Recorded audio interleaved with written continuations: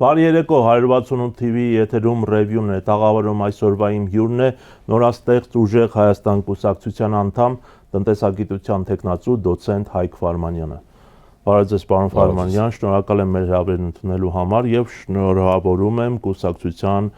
շնորհանդեսի կապակցությամբ։ Անչափ շնորհակալ եմ։ Սովորաբար կուսակցությունների եւ քաղաքական այլ միավորումների անվանումները ինքնին արդեն խորհրդանշում են ոչ միայն նրանց գաղափարական ուղղվածությունը, այլև նրանց սահմանած նպատակները, թե դեպի ուր են գնում եւ ինչ նպատակակետի են ուզում հասնել, նախ եւ առաջ հետաքրքիր է ինչու ուժեղ Հայաստան, այսինքն այսօր Հայաստանին հատկապես ուժն է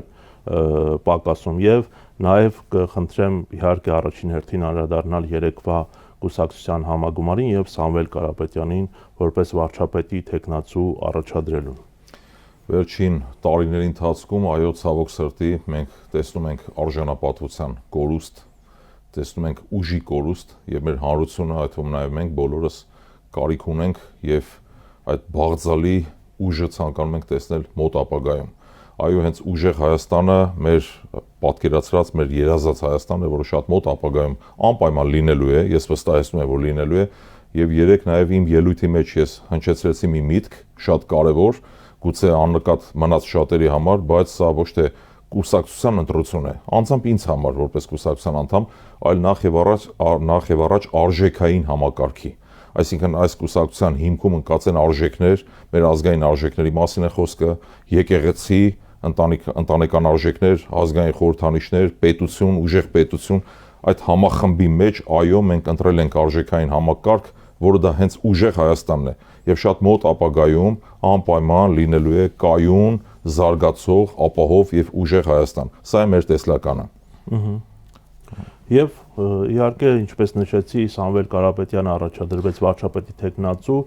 կա իրավական որոշակի խոչընդոտ ըստ Սահմանադրության 148-րդ հոդվածի, որը նշում է, որ կառավարության անդամը պետք է համապատասխանի պատգամավորի ընտրվելու չափանիշին, ինչպես է պատրաստվում հաղթահարել այդ խոչընդոտը։ Նախ սկսենք նրանից, որ պարոն Սամվել Կարապետյանը իսկական հայ է, բառից բուն իմաստով բոլոր իմաստներով, ծնվել է Հայաստանի Հանրապետությունում, Լոռու մարզում, արարել, ստեղծել եւ նա այն բացառիկ գործարարներից է, ով կապիտալը երկրից չի հանել, այլ հակառակը բերել է երկիր, ստեղծել է Հայաստանի Հանրապետությունում, չի սпасել ուժեղ պետության, այլ ինքն է ստեղծել այդ ուժեղ պետության հիմքերը։ Եվ սա է մեր հիմնական տնտեսական փիլիսոփայության առանցքային կետերից մեկը։ Սա որպես հայ լինելու, որպես կապիտալը երկիր բերող անձնավորության մասին եմ ես խոսում, իսկ ինչ վերաբերում է իրավական խոչընդոտներին, եթե հետևել եք երեկվա մեր շնորհանդեսին, Հայաստանի Հանրապետության լավագույն սահմանադրագետները,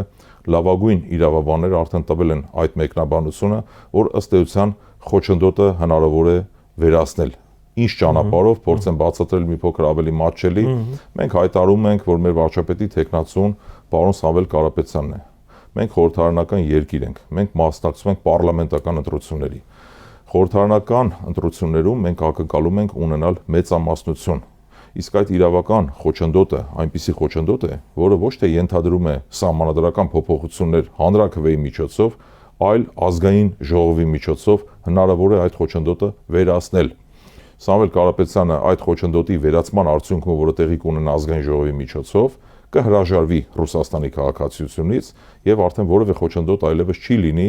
երկրի ղեկը ստանձնելու առումով։ Սա գիտեք, երբ որ փորձում են մանիպուլացնել, որ Սամվել Կարապետյանը երկքաղաքացի է Ռուսաստան, չմոռանանք, նորից եմ կրկնում, թե ինչ մեգա նախագծեր է նա իրականացրել թե Հայաստանում, թե Արցախի Հանրապետությունում։ Եվ կրկնում եմ, այսօր մենք գտնվում ենք այն վիճակում, որ պետք է հաշվի նստենք այն իրողությունների հետ, ինչքան էլ գեղեցիկ բառերով ասեն Ամերիկայի Միացյալ Նահանգները բազմամիլիարդանոց ներդրումները բերելու Հայաստան, ամբողջ աշխարհի կապիտալն է հոսում Ամերիկայի Միացյալ Նահանգներ։ Ամերիկայի Միացյալ Նահանգները երբեք որևէ երկրում ներդրում չի իրականացնում։ Սա ուզում եմ բոլորս ֆիքսենք։ Կրկնում եմ, Ամերիկայի Միացյալ Նահանգները երբեք որևէ երկրում որևէ ներդրում չի իրականացնում։ Ինքն է կլանում ամբողջ աշխարհից ներդրումներ։ Դա նորմալ է։ Ինքը իր երկրի շահերից ելնելով, ես սա բացասական իմաստով չեմ ասում, դա իրողություն է, որ մենք այդ իրողությանը պետք է հաշվի նստենք եւ պատրանքներով չապրենք։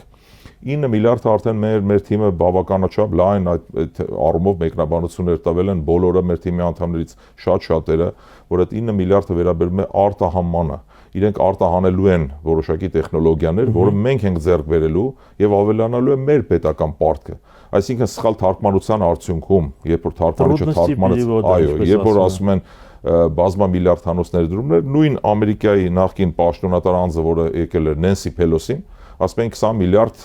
ներդրումային փաթեթով եկել է Հայաստան, որը նույնպես իրականություն չդարձավ։ Բազմաթիվ նախագծեր գործող կառավարությունը միշտ ասել է, չգիտեմ, ավտոմոբիլ պետք է արտադրենք, գազաբալոններ պետք է արտադրենք, այլ ապրանքներ պետք է արտադրենք, որոնք այդպես էլ մնացել են իրականություն չդարձած նախագծեր։ Եվ սա եւս այնպիսի խոստում է, որը վստահ եմ իրականություն չի դառնալու, այդպես էլ կա, կրկնում եմ, սխալ թարգմանության արդյունքում։ Ինչ վերաբերում է Սամվել Կարապետյանին, շարունակեմ նախորդ միտքս, ինքն է բերել, ինչու համար հիշեցի Ամերիկայի Միացյալ Նահանգները, ինքն է բերել այդ կապիտալը Հայաստանի Հանրապետություն եւ կարող էր, չէ, նույն հաջողությամբ այդ կապիտալը արտահանել այնպիսի երկրներ, որտեղից ավելի մեծ շահույթ կարող էր ունենալ։ Այսինքն ըստ էության պարոն Կարապետյանը իրականացրել է էմոցիոնալ ներդրում հայրենասիրական հողումներից ելնելով։ Եվ երեկվա մեր շնորհանդեսի ժամանակ իմ ելույթի մեջ այդ խոսքը, երբ որ ես հնչեցրեցի, որ մենք պետք է ապավինենք ներքին ներդրումներին, ի նկատի ունեմ հետևյալը։ Տեսեք, մեր կապիտալը հոսում է հիմնականում այն երկրներ, որտեղ առաջին հերթին պաշտպանված է սեփականության իրավունքը, որտեղ պետությունը գործընկեր է, այլ ոչ թե խոչընդոտ։ Հստակ են խաղի կանոնները։ Մենք տեսանք հեցի հետ ինչ կատարվեց։ Որտեղ խոշոր բիզնեսմենների հետ այսպես չեն վարվում։ Տեսեք, ժամանակը եկել է, որ մենք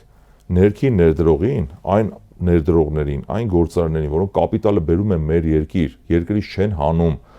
պատասխանատվություն են ստանձնում մեր երկրում, մենք ավելի խիստ պաշտպանական միջոցներ կիրառենք այդ մարդկանց նկատմամբ։ Մենք տեսանք հեցի հետ ինչ կատարվեց, եւ որևէ լուրջ երկիր, լուրջ պետություն, Հայաստան, որ բերի բազմամիլիարդանոց ներդրումներ, այս իրողությունները հաշվի է առնելու բնականաբար, եւ ակնկալել ներկա պայմաններում, ակնկալել, որ այդ միլիարդավոր ներդրումներ պետք է գան, դա ընդհանրապես պատրանք է։ Մենք ինչ ենք ասում, մենք ասում ենք նախ եւ առաջ պետք է ուշադրություն դարձնենք ներքին ներդրումների վրա, այսինքն մեր բոլոր այն հայրենակիցները, ովքեր բնակվում են արտերկրում, մենք իրենք էմոցիոնալ ներդրումների միջոցով գան մեր երկիր, ստեղծենք այնպիսի արդար մթնոլորտ, որ լինի արդար դատական համակարգ, սեփականության իրավունքը պաշտպանված լինի, պետությունը լինի գործընկեր, խաղի կանոնները լինեն հստակ, երբ որ մեր հայրենակիցները վստահ կլինեն, ներքին ներդրում ասելով բացեմ, հա, ճակերտները, տեսեք, մեր երբ որ նայում ենք վիճակագրությունը արտաքին ներդրումների առումով, դրանց մեջ մեծ բաժին ունի Սամվել Կարապետյանը, որպես արտաքին ներդրող, բայց ըստ էության Սամվել Կարապետյանը ներքին ներդրող է, որովհետև նա հայ է, հայրենասեր հայ է, եւ նույն հաջողությամբ կարող էր այդ կապիտալը արտանել տարբեր երկրներ, բայց բերել է Հայաստան։ Հիմա երբ որ մեր երկրում մենք ստեղծենք այնպիսի բարենպաստ մթնոլորտ, որ սեփականատերը վստահ լինի, որ իր սեփականությունը պաշտպանված է, իր երկրում պետությունը գործընկեր է, մենք հող կնախապատրաստենք արտաքին ներդրումների համար։ Այսօր բազմաթիվ զարգացած երկրներ, Ֆրանսիա, Գերմանիա, Նիդերլանդներ, իրենց հսկայական կապիտալը արտանում են նույն Ամերիկայի Միացյալ Նահանգներ, արաբական երկրներ, մի շարք այլ երկրներ, այլ տնտեսություններ, Չինաստան, սա է ամբողջ համաշխարհային տնտեսության իրողությունը։ Գործող կառավարության, գործող իշխանությունների պարագայում կրկնում եմ, ակնկալել, որ բազմամիլիարդանոց ներդրումներ պետք է գան Հայաստան, դա իրատեսական չէ, առնվազն իրատեսական չէ։ Սամվել Կարապետյանը իր կապերով, իր գործարար հմտություններով կարող է այնպես անել, որ այո, հնարավոր բազմամիլիոնանոց կամ բազմամիլիարդանոց ներդրումներ հորդեն Հայաստան, բայց կրկնում եմ, միայն այն պարագայում, երբ որ այդ բարենպաստ դաշտը մենք վերականգնենք, ստեղծենք, այսինքն ներքին ներդրողը վստահ լինի, ներքին ներդրող ասելով հստակեցնեմ, մեր հայրենակիցները, մեր տեղական արտադրողները, ներդրողները, ովքեր իրենց արտադրանքը փորձում են ավելացնել, կրկնապատկել, եռապատկել, մեր այն հայրենակիցները, ովքեր էմոցիոնալ ներդրում են իրականացնում հայրենասիրական մղումներից դրդված։ Սա է մեր հիմնական տեսլականը, որից հետո մենք բնականաբար կակնկալենք, որ օտարերկրյա ներդրումներ կգան Հայաստանի Հանրապետություն։ Որն է այդ բարենպաստ միջավայրը, որի մասին այդքան խոսում են, այսինքն դրա համար ենթադրում եմ, որ պետք է լինի նաև քաղաքական իմաստով առողջ միջավայր։ Առաջին հերթին, անվտանգություն։ Առաջին հերթին կրկնում եմ, այո, շատ ճիշտ է, անվտանգային միջավայր։ Այսօր մենք ոչ թե պետք է լինենք այդ պարտադրանքը թելադրողների կամակատար, այլ մենք պետք է լինենք արժանապատիվ պետություն նախ եւ առաջ։ Նույն Ադրբեջանի օրինակը բերեմ, երբ որ ասում են Ադրբեջանի հետ կա առևտուր։ Միշտ հարց է առաջանում, լավ, հասկացանք, Ադրբեջանից բերում եք ցորեն, բերում եք բենզին, բերում եք դիզվառելիք, բայց մենք ինչ կարող ենք տալ Ադրբեջանին։ Ոչինչ։ Հետևաբար սա միակողմանի առևտուր է, այսինքն ընդհանրապես պատրանք, որ տեսեք մենք ստեղծել ենք իբրև թե կառուցում ենք խաղաղություն, բայց իրականում սա փոխադարձ առևտուր չի ընդհանրում։ Կամ գուցե քաղաքական ակցիա է ավելի։ Քաղաքական ակցիա է, բնականաբար քաղաքական ակցիա է, որովհետև գործող իշխանություններին պահանջներ են ներկայացում, չգիտեմ, սահմանադրություն փոփոխել, այս անել, այն անել, իրենք մեր ինքնիշխան տարածք են ներթափանցել, բազմաթիվ խնդիրներ կան եւ այս պատրանքներով չի կարելի ապրել։ Մեր տեսլական այն է, որ մենք ունենանք արժանապատիվ երկիր, այն իմաստով, որ ունենանք երաշխավորներ, ինչպես նշել է մեր շարժման առաջնորդ Նարեկ Կարապետյանը, համակարգող Նարեկ Կարապետյանը, որ մեզ պետք են ոչ թե վկաներ, այնպես ինչպես Ամերիկայի Միացյալ Նահանգները օգոստոսի 8-ին որպես կողմ հանդես եկավ, այլ երաշխավորներ, այն էլ ոչ թե մեկը, այլ մի քանիսը։ Սա է մեր հիմնական տեսլականը, նորմալ հարաբերություններ հարևանների հետ, եւ ոչ թե մեր զրոյական կետից սկսենք, այլ մենք շարունակենք իրողությունների հետ հաշվի նստել եւ վերակառուցել ի նպաստ Հայաստանի Հանրապետության շահի։ Եվ քանի որ խոսեցիք երաշխիքների մասին, չեմ կարող չհարցնել այդ TRIP նախագծի վերաբերյալ, երբ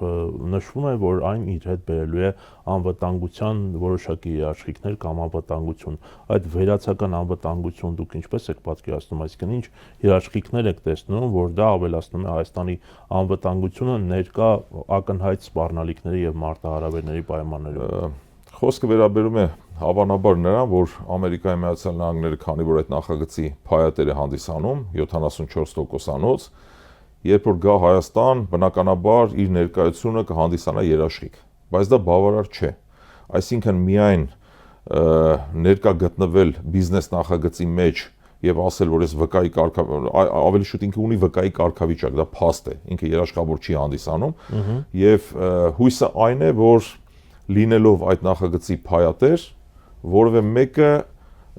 ոտնձգություն չի իրականացնի Հայաստանի Հանրապետության նկատմամբ, բայց այստեղ կան բազմաթիվ հարցեր։ Ամերիկայի Միացյալ Նահանգները լինելով փայատեր այդ մասնավոր ընկերությունը, ենթադրյալ մասնավոր ընկերությունը, որը պետք է այստեղ ներդրումներ իրականացնի ըստ գործող իշխանությունների, հնարավոր է, որ այդ փայաբաժինը վաճառի մեկ այլ ընկերության, որը ենթադրենք ադրբեջանական է կամ թուրքական է, որը չի բացառվում, այո, կամ երբ որ ասում են front office, back office, դրանք հստակ չեն, թե այդ front office-ում կամ back office-ում ադրբեջանցի է լինելու, թե ոչ։ Բազմիցս ես անձամբ հարց եմ բարձրացրել, արդյոք Հայաստանի Հանրապետությունը ի վիճակի է այդտեղ իրականացնելու լիարժեք մաքսային հսկողություն։ Այդ հարցի պատասխանը ասում են այո, կառավարության պատասխանատուները, բայց աշխարհի բազմաթիվ երկրների փորձ գոյություն ունի, որտեղ կա վիզուալ ներկայություն։ Հնարավոր է, որ մեր մաքսավորները ենթադրեն գտնվեն համապատասխան տարածքում, բայց իրենք ապահովեն ընդհանրապես վիզուալ ներկայություն, իրական հսկողություն չիրականացնեն։ Ինչ վերաբերում է բազմամիլիարդանոց ներդրումներին, իրենք որ ասում են կիրականացվի այդ նախագծի շրջանակներում բազմամիլիարդանոց ներդրումները տարբեր բովանդակություն ունեն։ Հիմա ենթադրենք կառուցում են ինչ-որ պատնեշ։ Ասենք այդ պատնեշը ադամանդից է կամ ոսկուց։ Դա էլ է համարվում ներդրում, բայց իրական տնտեսության մեջ դա ինչ կտա մեզ։ Դա պարզ չի։ Այսինքն զարգացման պրակտիկ պրիմիտիվ բան ասեմ, ենթադրենք կառուցում են մի պատնեշ, որը ադամանդից է։ Մի քանի միլիարդ դոլար արժի այդ պատնեշը։ Դա համարվում է ներդրում մեր պաշտոնական վիճակագրության մեջ։ Դրանից մեզ որևէ օգուտ չկա, այսինքն մենք մեր օգուտները կարող ենք ունենալ լիարժեք վերահսկողության պարագայում, երբ որ մենք կարողանանք գանձել ճանապարհային հարկ, մենք կարողանանք գանձել տարանցման վճար, մենք կարողանանք շահագործել ենթակառուցվածքներ։ Այսքանը ես կարող եմ ենթադրել, քանի որ այդ նախագծին ծանոթ չենք մոտիկից որևէ մեկը Հայաստանի Հանրապետության քաղաքացիներից բացառությամբ գործող իշխանությունների, բնականաբար ավելի խորը վերլուծություն հնարավոր չի անել, քանի դեռ ինֆորմացված չենք։ Պարոն Ֆարմանյան, իսկ ինչ տնտեսական ու քաղաքական ծրագրեր ունի Սամվել Կարապետյանը ապագայի վերաբերյալ եւ ինչ գաղափարներ ու ծրագրեր եք առաջ քաշում, իհարկե դուք 5 կետանոց ծրագիր եք առաջ քաշել, խնդրեմ ընդհանուր գծերով նաև դա ներկայացնել եւ երկրորդը հավանաբար հետեւել եք Սամվել Կարապետյանի առաջադրման հետ կապված մեծ աղմուկ բարձրացրեցին իշխանության տարբեր ռոպագանդիստներ, որ ինչպես կարելի է միանձնյա փոխել սահմանադրությունը կամ մեկ անձի համար փոխել սահմանադրությունը, հիշելով իհարկե թե ինչ է արել ներկա վարչակազմը մեր սահմանադրության հետ վերջին տարիներին։ Արդեն կարծում եմ դուք այդ հարցին պատասխանեցիք, 20 թվականին նույն ազգային ժողովը փոխեց օրենքը, այսինքն սահմանադրական դատարանի նախագահի հետ կապված, այդպիսի մենք նախադեպ ունենք եւ ինչ է դա նշանակում, եթե օրենքը թույլ է տալիս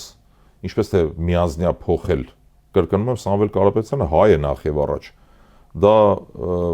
ընդամենը մանիպուլյատիվ բնույթ կրող խոսույթ է, որ ասում են, չգիտեմ, երկքաղաքացի Ռուսաստանի, Սամվել Կարապետյանը իսկական հայ է, հայրենասեր, որը բազմաթիվ մեգա նախագծեր է իրականացրել Հայաստանում եւ նրա կենսական շահերի կենտրոններից մեկը նաեւ Հայաստանն է։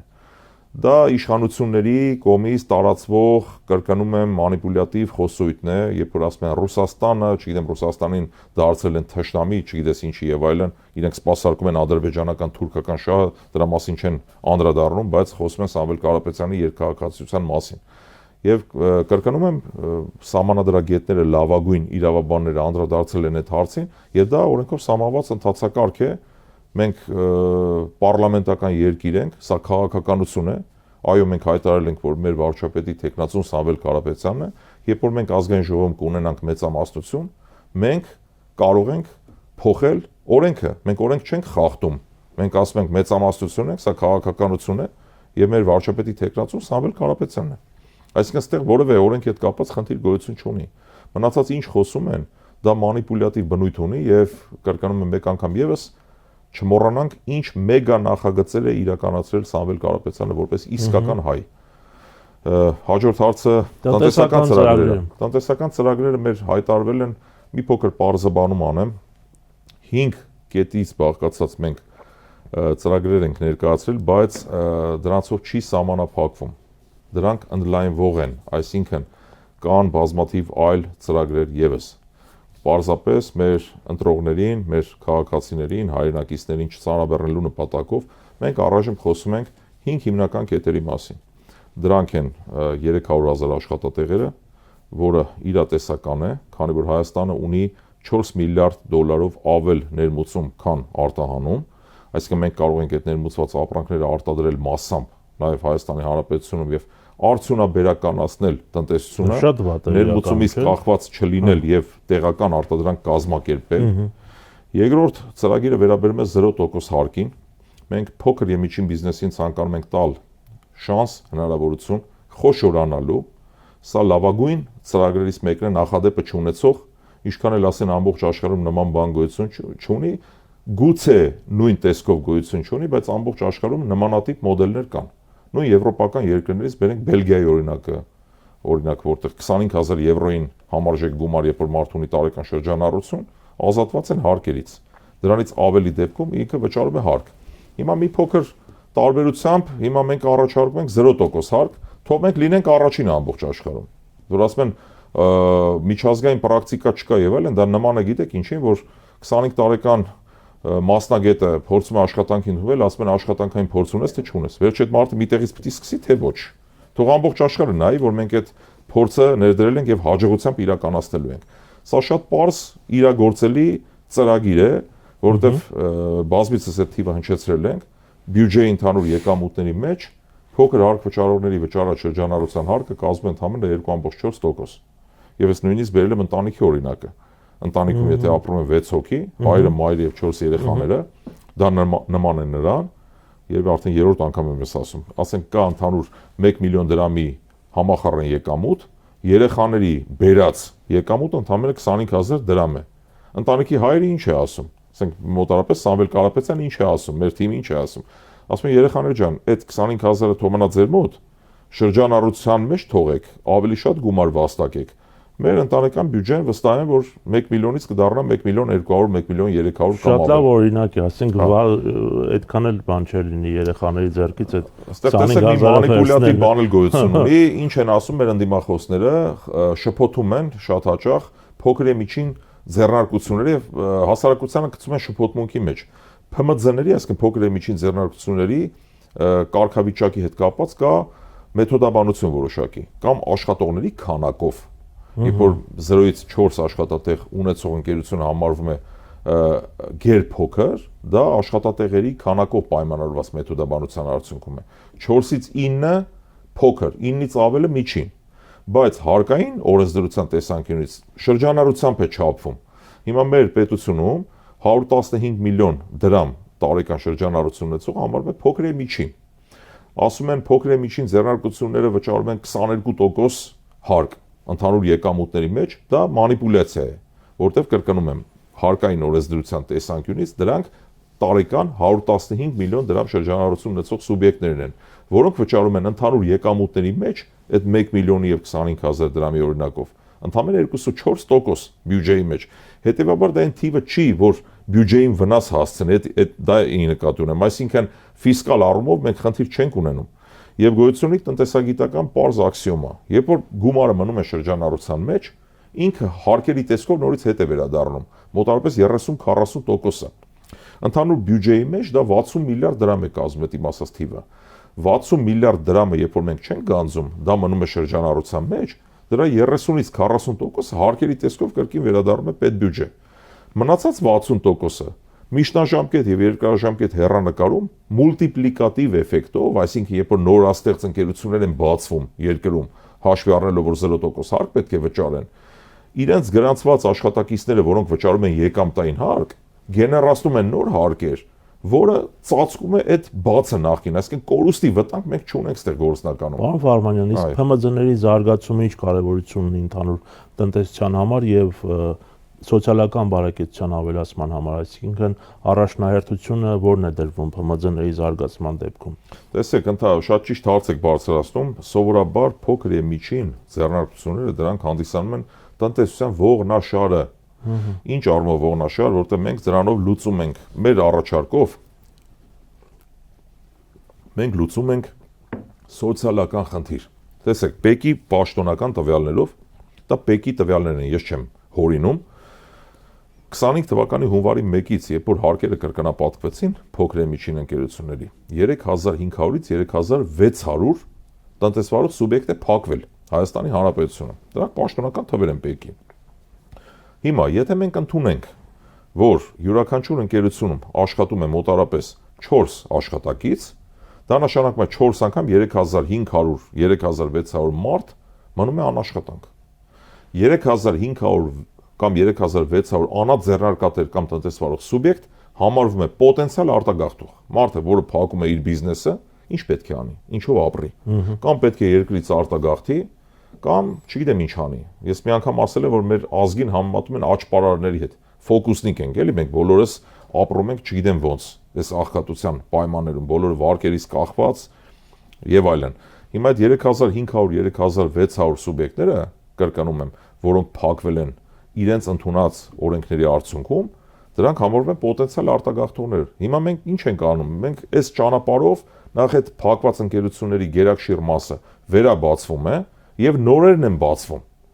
Երբ որ գործող իշխանությունները, կառավարությունը ասում է, որ կա մեր ծրագրի արդյունքում ստվերի ռիսկ, ճիշտ հակառակը, ոչ թե ստվեր են գնում, այլ ստվերից դուրս են գալիս շատերը։ Ես հիմա կխնդրեմ անդրադառնալ պետական եկամուտների կոմիտեի նախագահ Էդուարդ Հակոբյանը մի քանի օր առաջ իր տարեկան ամփոփիչ ասուլիսում խոսել էր մեր ձևով շարժման այդ ծրագրի մասին, որ իշխանության գալու դեպքում դուք սահմանելու եք 0% շրջանառության հարկ եւ ասել էր, որ կա վտանգ, որ խոշոր ընկերությունները կտրողվեն։ Ես մեջբերեմ իր խոսքից, մասնագիտական տեսանկյունից նա անընդունելի է համարում, այդպես հայտարարեց։ Մասնագիտական տեսանկյունից 0% հարկն իր հետևանքն ունի։ Դա նշանակում է ստվերի մեծացում, երբ խոսում եք 0% հարկի մասին, դա ենթադրում է թաքցվող շրջանառություն, թափանցիկության ցածր մակարդակ, խոշորների մասնատում եւ տեղավորում այդպիսի համակարգերում։ Ձեր մասնագիտական խումբը, որն առաջարկում է այս փոփոխությունը, նման մտավախություն ունի, որ ստվերը կմեծանա, կա արդյոք նման վտանգ, որ կտրողվեն խոշոր ընկերությունները։ Նախ վստահեցնում եմ ձեզ, մեր մասնագիտական թիմը բոլոր ռիսկերը հաշվի առնում է։ Ցանկացած բարեփոխում առաջարկի տեսքով, որը մենք ներկայացնում ենք, Բնականաբար մենք այնքան միամիտ չենք, որ այդ ռիսկերը հաշվի չառնենք, սա մեկ։ Նախ ՊԵԿ-ի նախագահի մեկնաբանություններին ծանոթ եմ եւ հետեւյալ հակասությունն եմ արձանագրել ինքս ինձ համար։ ՊԵԿ նախագահը ասում է այժմ էլ կա այդ կարգը, որ տարեկան մինչև 24 միլիոն դրամ շրջանառություն ունեցող սուբյեկտները ազատված են հարկերից։ Հարց. Եթե կան, բայց այդ դեպքում ո՞նց է պայքարում այդ ստվերի դեմ, որ չմանրանան։ Իհարկե դա այդպես չէինք ինչ որ ասում է, որովհետև 24 միլիոն դրամ շրջանառություն ունեցողները դրանք շատ սահմանափակ ոլորտի ներկայացուցիչներ են, որոնք իրենք 25 թվականի հունվարի 1-ից այդ օրենքի փոփոխման արդյունքում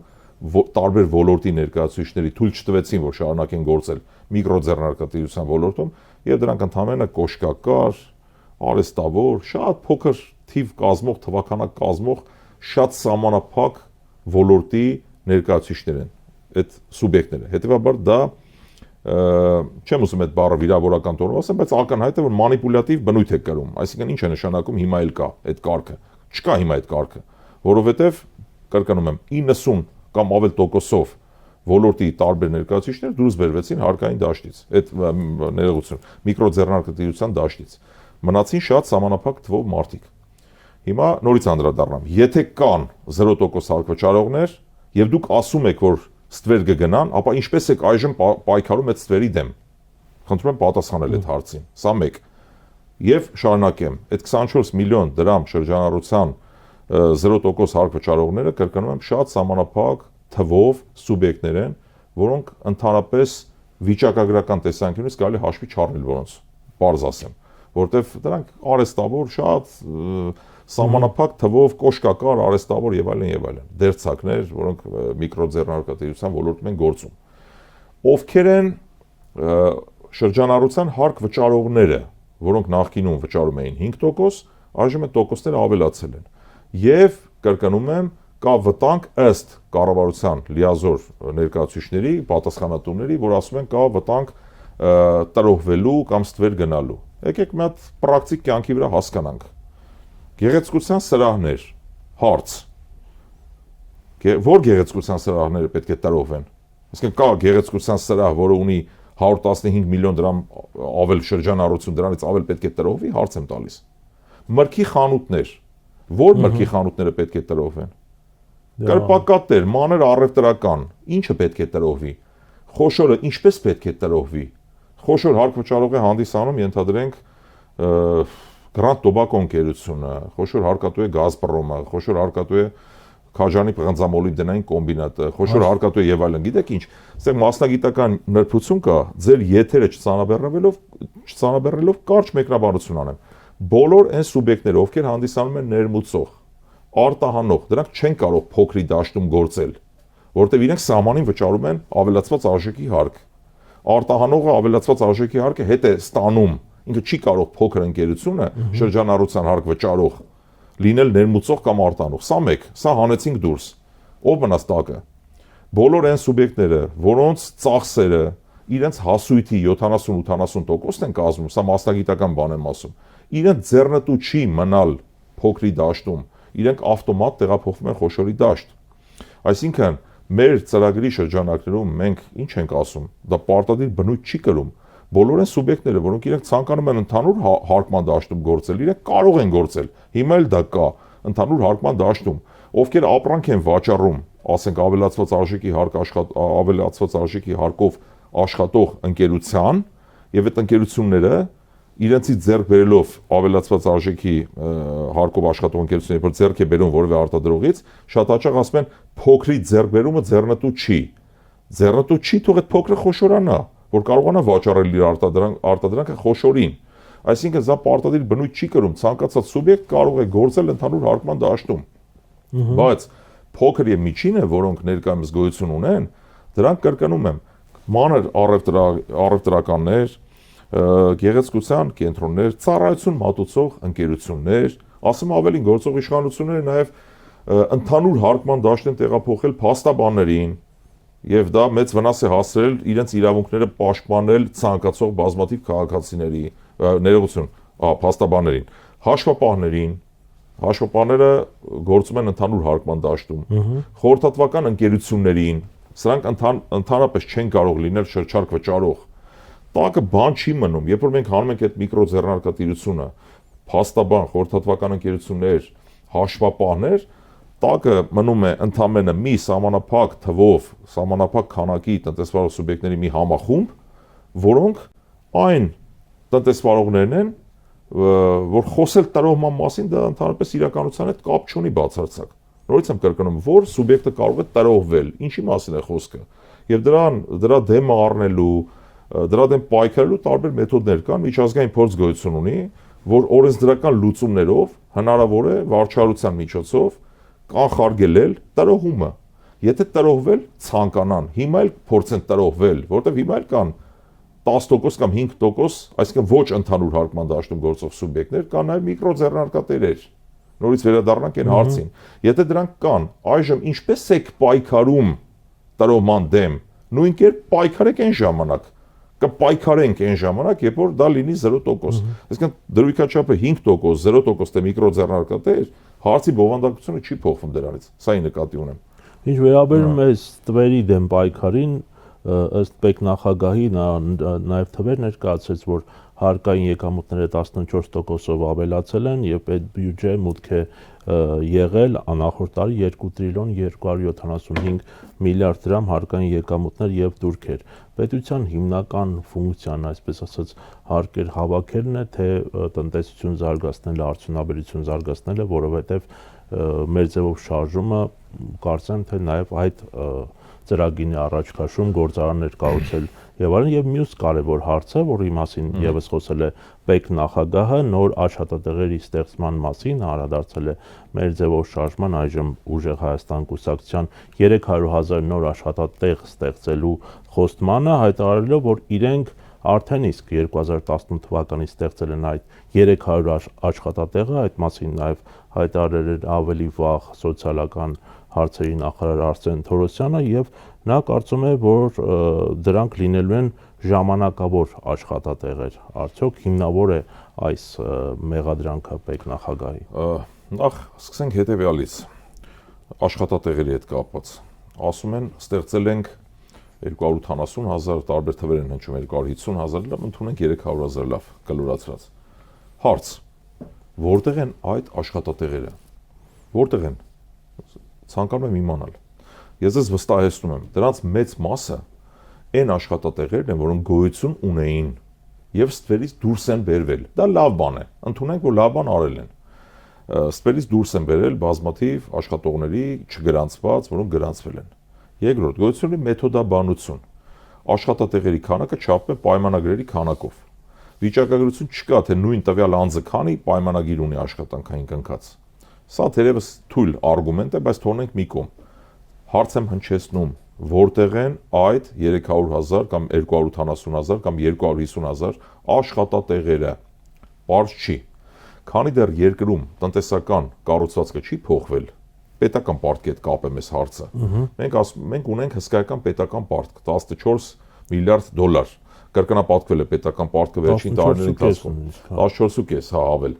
Գործող իշխանությունները ասում են, մեր պետական պարտքը կառավարելի է, համեմատվում են Ճապոնիայի հետ, Գերմանիայի հետ, ասում են համախառն ներքին արդյունքի 290%-ն է Ճապոնիայում, տեսեք մենք խնդիր չունենք, մոռանալով, թե ինչ տնտեսական կառուցվածք ունի Ճապոնիան, Գերմանիան եւ ինչ տնտեսական կառուցվածք ունի Հայաստանի Հանրապետությունը։ Սա ամենագլխավոր խնդիրն է։ Երբ որ քո տնտեսության 50%-ից ավելին բաժին ենք նում առևտրի եւ ծառայությունների ոլորտին, պետական պարտքի կառավարումը համարվում է ռիսկային։ Քանի դեռ ոչինչ չի պատահել, գուցե իրենց ասածը ճիշտ է, որ դա կառավարելի է։ Դա նման է մարդու, որը ունի վարկ, վարկով յոլա է գնում, ասում ապրում եմ։ Բայց ուշ թե շուտ այդ վարկը դու պետքա փակես։ Երբ որ այդ վարկը չես փակում, պրոբլեմ կունենաս։ Նույնը վերաբերում է նաև պետությանը։ Մեզ պետք է որակյալ տնտեսություն։ Միայն որակյալ տնտեսության պարագայում հնարավոր կլինի ունենալ կառավարելի պետական պարտք։ Եվ ո՞րն է դա։ Դա որակյալ տնտեսությունը վերաբերում է արդյունաբերականացված տնտեսությանը, որ մենք ունենանք արտադրություն, արդյունաբերություն, ավելացված բարձր արժեք ապահովող ընկերություններ, խոսքը սրա մասին է։ Այսինքն, երբ որ իշխանություններն ասում են, կառավարությունն ասում է, որ մենք ստեղծել ենք այդ աշխատատեղերը, դրանց մեծ մասը շինարարության ոլորտի ժամանակավոր աշխատողներ են։ Փոխանակ իրենք խոսեն, որ իրենց ստեղծած ճակերտավոր աշխատատեղերը ժամանակավոր են։ Մեզ են ասում, ձեր ստեղծելիք աշխատատեղերը ժամանակավոր են լինելու թե հիմնական, բայց մենք ունենք հստակ ծրագիր։ Քիչ առաջ ասացի էլի, որ մենք ունենք 4 միլիարդ դոլարով ավել ներմուծում, քան արտահանում։ Հետևաբար մենք ակնկալում ենք, պլանավորում ենք, որ մենք պետք է այդ ներմուծվող ապրանքների մի մասը արտադրենք Հայաստանի Հանրապետությունում։ Դա հենց կայուն աշխատատեղն է, բայց պետք նախագահը կամ մնացած այլ ներկայացուցիչներ կառավարության ասում են արդյոք այդ աշխատատեղերը լինելու են հիմնական թե ժամանակավոր։ Դա ծիծաղելի առնվազն, որովհետև ես նորից եմ այս հարցս ուղղում գործող իշխանություններին, երբ որ դուք ասում եք ստեղծել ենք 280,000 աշխատատեղ, խնդրում եմ ցույց տվեք որտեղ են այդ աշխատատեղերը, մենք չենք տեսնում։ Ես չգիտեմ անձամբ որպես մասնագետ որտեղ են այդ աշխատատեղերը։ Գուցե կան, բայց եթե խոսքը վերաբերում է շինարարության ոլորտին, շինարարության ոլորտը ժամանակավոր բնույթ կրող ոլորտ է, բայց այդ հարցը իրենք մեզ են տալիս, փոխանակ մենք այդ հարցը տանք, թե որ ասում եք աշխատատեղ ենք ստեղծել, արդյոք դա ժամանակավոր բնույթ չի կրում։ Հիմա պետնախագահը մեզ է ասում է արդյոք դա ժամանակավոր բնույթ չի կրելու։ Մենք էլ պատասխանում ենք այդ հարցին, որ մենք նպատակ ունենք դա տնտեսության կառուցվածքը փոխելու, ունենալ արդյունաբերություն, ավելացված բարձր արժեք ապահովող ընկերություններ, որտեղ կլինի կայուն աշխատատեղեր։ Եվ սրա փորձը, ես միշտ բազմիցս ասում եմ, չմոռանանք ով է այդ առաջարկ անող ուժի ղեկավարը, որ ունի փորձ հսկայական, որը արդեն ստեղծել է բազմահազար աշխատատեղեր Հայաստանի Հանրապետությունում, հզորացրել է պետության հիմքերը, պատասխանատվություն է ստանձնել Հայաստանի Հանրապետությունում, եւ հիմա ընդամենը Սամվել Կարապետյանն եւ իր թիմը նպատակ ունեն իրենց ունեցած գիտելիքները փորձը տեղափոխել պետության, պրոյեկտել պետական համակարգ, այսպես ասեմ, էլի։ Պարոն Ֆարմանյան, քանի որ մեր ժամանակը սահմանափակ է եւ սպառվում է, բայց չեմ կարող եւս մի քանի հարց ունեմ ձեր տեստականով, այսպես ավելի հանրամատչելի ասած, ինչպիսին պետք է լինի Հայաստանի տնտեսության կառուցվածքը եւ այսօրվա post-ինդուստրիալ ժամանակաշրջանում, երբ ավելի շատ կարծես թե շեշտը դրվում է առաջատար բարձր տեխնոլոգիաների զարգացման վրա,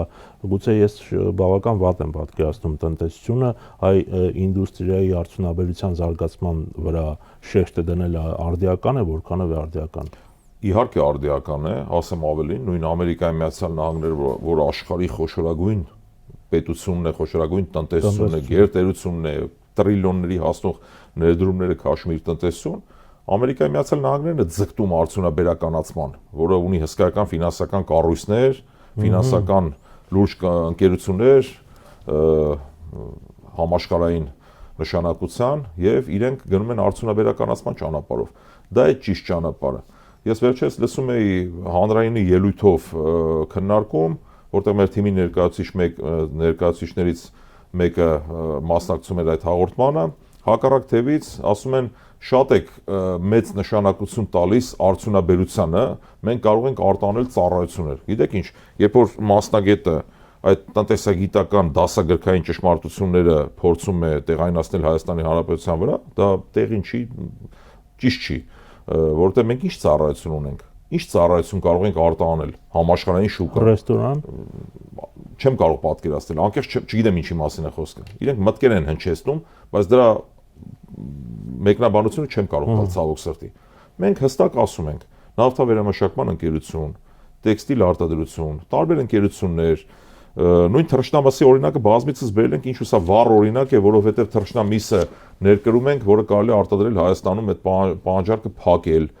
բազմաթիվ, կրկնում եմ, բազմաթիվ ապրանքային խմբեր գոյություն ունեն, որոնք կարելի է արտադրել Հայաստանի Հանրապետությունում։ Իսկ սա է մեր պետական պարտքի կայուն կառավարելիության, կայուն աշխատատեղերի հիմնական երաշխիքներից մեկը։ Հակառակ պարագայում, երբ որ մենք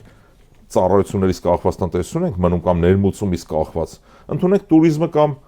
ենթադրենք ռեստորանային բիզնեսը ձեր ասած։ Դա նորմալ է, թող զարգանան, վատ բան չեմ ասում, բայց դրանք ռիսկային բնույթ ունեն։ Այսինքն նույն օրինակը բերենք, հունվար ամիսը ցուրտ ամիս էր։ Ասենք туриզմը նստեց, ինչ ենք մենք անելու։ Պրիմիտիվ օրինակ եմ բերում։ Այսինքն երբ որ սա էլ ասեմ ու ավարտենք, ձեզ չսանաբեռնեմ, հա, երկու մարդ, բիզնեսմեն ընդունենք, ունեն նույն վարկը, նույն չափի, նույն գումարն են աշխատում։ Մեկը ունի ծառայությունների ոլորտի բիզնես, մյուսը ունի արտադրություն, որի եկամուտներն են ավելի կայուն։ Ծառայությունները դրանք